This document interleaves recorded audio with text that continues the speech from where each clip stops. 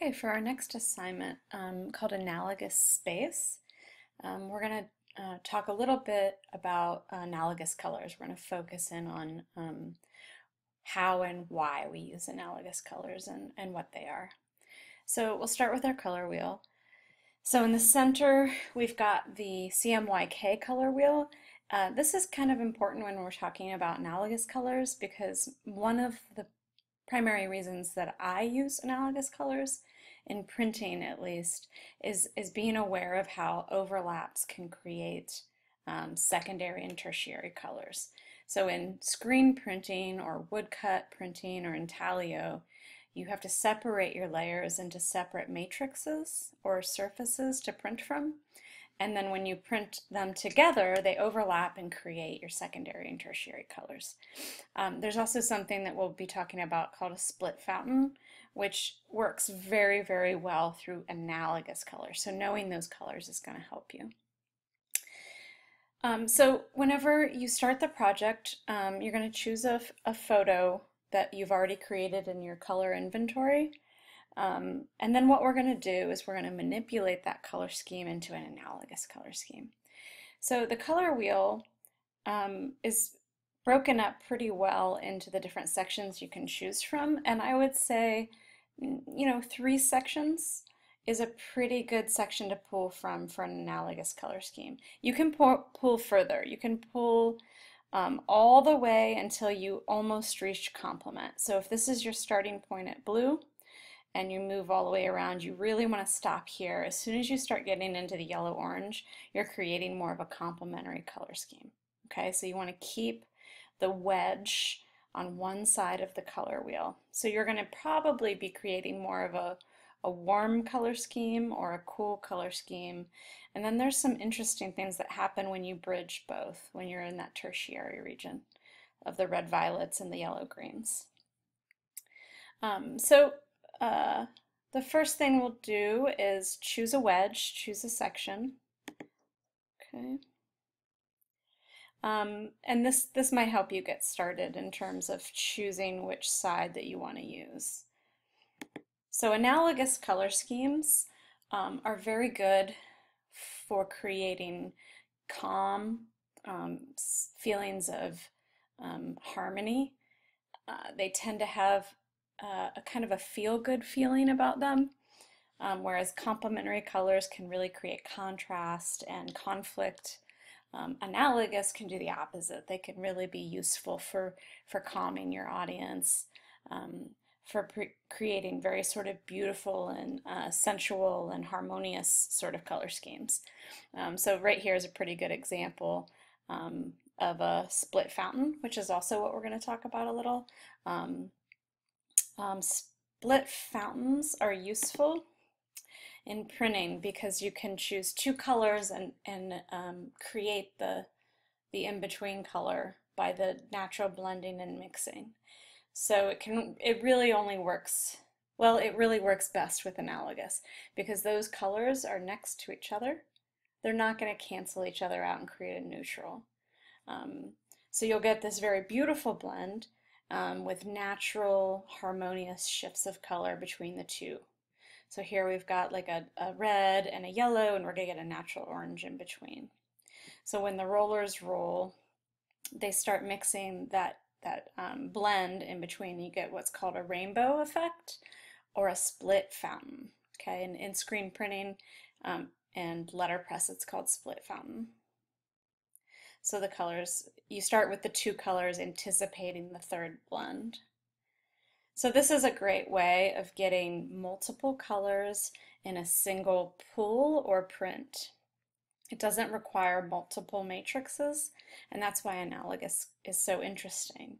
So understanding your analogous colors can eliminate work, right? Like instead of producing 3 different ways of creating 3 colors, by knowing your analogous colors, you can get all 3 occurring at once, which is extremely useful, right? We cut down on time, you get this beautiful blend, but you just got to know your analogous colors. And then here's a couple nice results. Now this one's interesting because this is pulling between 2 complements. the violet and the yellow, and what you're getting is a neutralizing occurring in between. And sometimes people don't want that. They want the brilliant color throughout, and that's why you would choose an analogous color scheme. So moving from this pink to a blue-purple, the blue through the greens.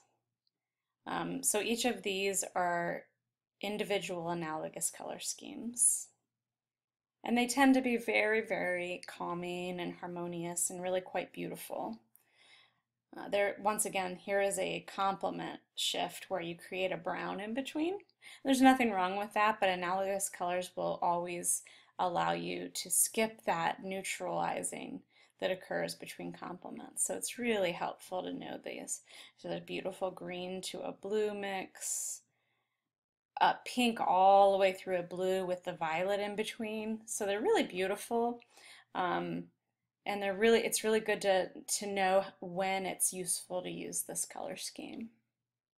So let me get out of here.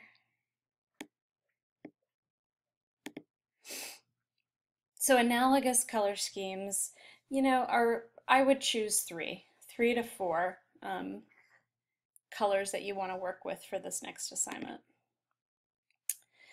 So analogous colors sit next to each other, they're related.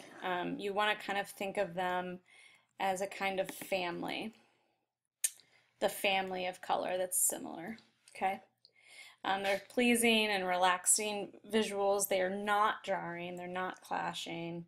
Like I said, they tend to create really calm color schemes, really beautiful color schemes. So here is a photo that I took. For your assignment, I would like you guys to take your own photos for this assignment. Don't find old photos. Take photos specifically for this, because what I want is something in the foreground that's close to you, middle ground, and then further away. So I want 3 spaces for you to deal with. So you have foreground, middle ground, and background in one image. I'm personally just creating these filters, so it looks like I'm manipulating this, but this is just a plexiglass that I've spray painted and created shapes, and I'm sort of cropping and framing with this device out in nature to create sort of interesting effects. From here, you can then take your photo, and it doesn't have to have any kind of artificial filtering like this. You can take a straight up photo of any kind. Nature's a great choice, okay, because it'll be easier to, I think those organic shapes will be easier to paint. But this photo led me to my cropping. So I found an interesting cropping and I zoomed in. So that's why this one's called analogous zoom, okay? And I've taken my image into Photoshop, so I'll do it again for you. Let's find a section that we like. I'll find a different section this time. Okay. So I'm going to copy that, create a new layer, paste it in. Oops.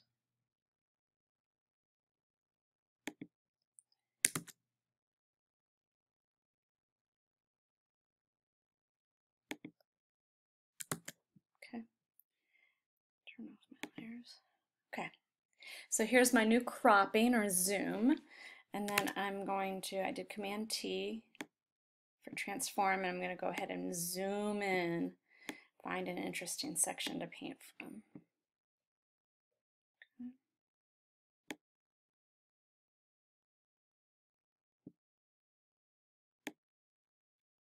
Maybe that looks really nice. I'm just looking for interesting compositions.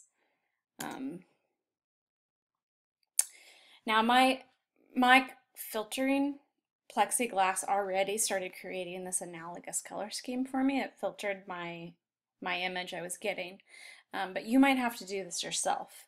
So let me show you how I could change this sort of blue to yellow green analogous color scheme, and I'll flip it. So one of the things that you can do is actually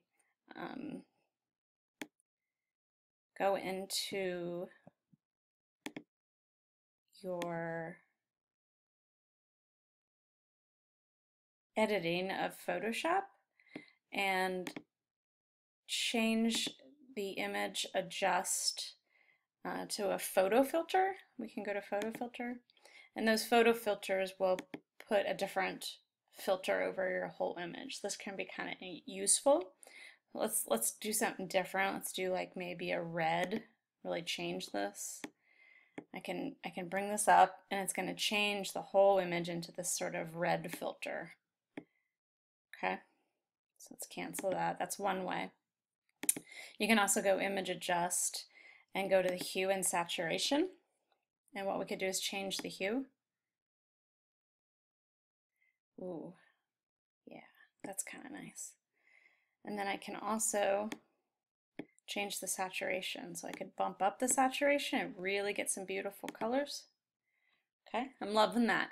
But now I've got this green to deal with that's moved into complement, and I don't want that. So I'm going to take my polygonal tool here and select that section that's shifting out of analogous. And I'm going to go ahead and shift that more into this orange and pink color scheme that I really like. Okay, so I'm going to go back up to image adjust, and I'm going to go to this hue and saturation again. And I'm going to go ahead and shift, yeah, that more into the pinks.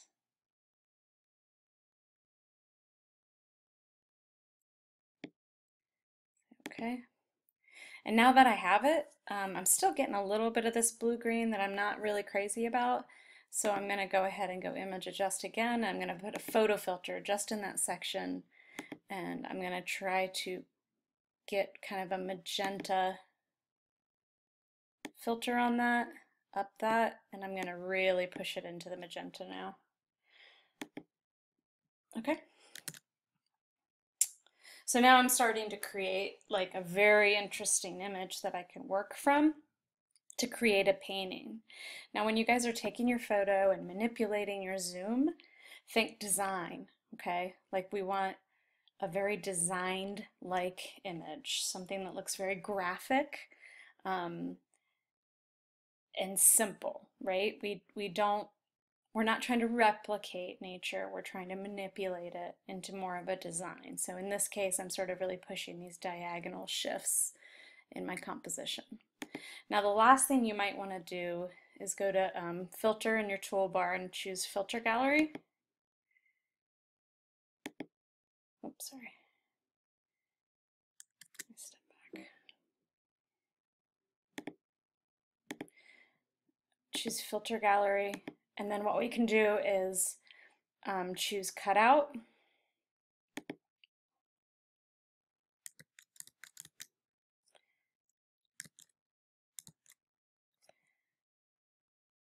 And then under cutout, what we can do is mess around with the number of layers. Okay, so what that has done is simplified the shapes and into very paintable sections. So I've lost some of the detail, which is great. I really don't need this to be highly detail oriented. I really think that the more you can simplify this design, the better.